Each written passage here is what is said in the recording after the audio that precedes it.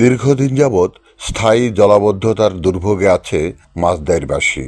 বর্ষা মৌসুমে এ দুর্ভোগ চরমে পৌঁছায়। শহীদ সাব্বির আলম খন্দকার সড়ক হয়ে পড়েছে অত্যন্ত বিপজ্জনক। এনএএনটিভি সহ বিভিন্ন প্রিন্ট ও ইলেকট্রনিক মিডিয়ায় বহুবার প্রচারিত হয়েছে মাসদাইরবাসীর দুর্ভোগের প্রতিবেদন।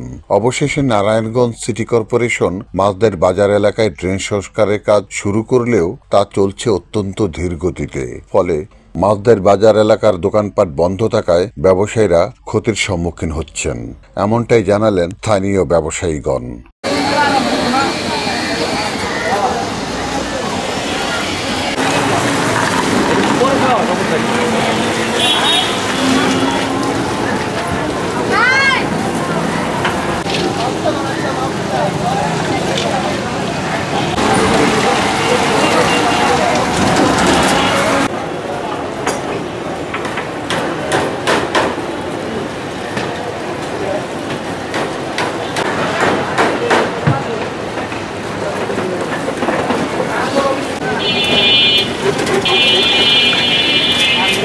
রিপোর্ট শাহজাহান চৌধুরী, এনএএনটিভি, নারায়ণগঞ্জ।